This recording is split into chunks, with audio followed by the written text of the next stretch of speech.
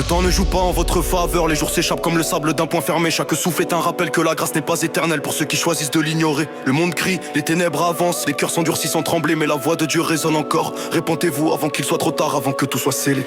Ne croyez pas que demain vous appartiendra, ne pensez pas que le jugement est loin ou que le ciel fermera les yeux sur vos pas. Ce qui semble aux hommes est rapide aux yeux de l'éternel, et le jour où sa main se lèvera, aucun murmure ne pourra retenir le ciel. Repentez-vous avant que la porte se ferme, avant que la lumière se retire, avant que le silence s'affirme. L'orgueil vous dit d'attendre, la chair vous dit de remettre, mais l'horloge du Très-Haut n'obéit ni au confort, ni aux promesses incomplètes. Le péché n'est pas un jeu ni une habitude tolérable. C'est un poison qui ronge, un feu qui dévore l'âme et rend le cœur instable. Ce que vous excusez deviendra ce qui vous condamne, ce que vous niez deviendra ce qui vous enferme dans les flammes.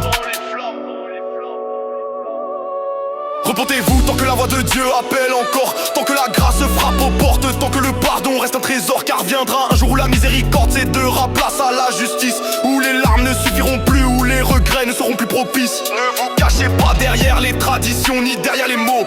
Ne croyez pas que croire vaguement protège du chaos. La repentance n'est pas un concept, ni une phrase mécanique, c'est une rupture avec les ténèbres, une marche authentique. Repentez-vous avant que les pleurs remplacent les prières, avant que le ciel soit dans le silence et que la grâce devienne poussière. Ce qui est ignoré aujourd'hui sera regretté demain, et demain pourrait ne jamais venir sur votre chemin. Le monde vous divertit pendant que l'éternité approche. Il vous endort doucement pendant que la vérité s'accroche. Les plaisirs vous séduisent, les écrans vous paralysent, mais vos âmes crient en silence pendant que vos cœurs se fossilisent.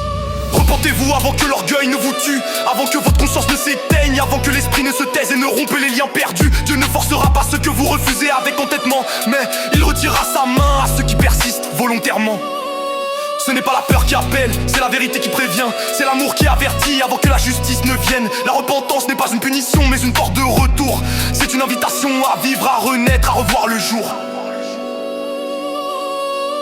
Repentez-vous maintenant, pas quand il sera trop tard, pas quand le soleil se couchera sur vos choix et votre regard, car au dernier instant, ce n'est pas le temps qui répondra, mais le verdict scellé par celui que nul ne trompera.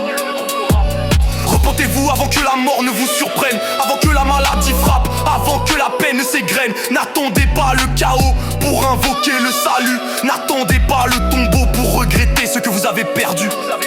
La repentance n'est pas pour les faibles, mais pour les lucides, pour ceux qui voient le gouffre et refusent la chute perfide, pour ceux qui comprennent que vivre sans Dieu, c'est vivre dans la nuit, même sous un ciel bleu.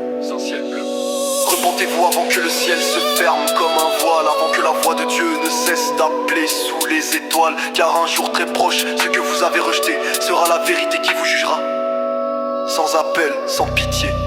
Repentez-vous tant que la grâce respire encore, tant que les portes sont ouvertes, tant que le pardon reste d'or, car quand l'appel cessera, quand le silence tombera, ce cri ne sera plus un conseil mais une sentence qui vous rattrape.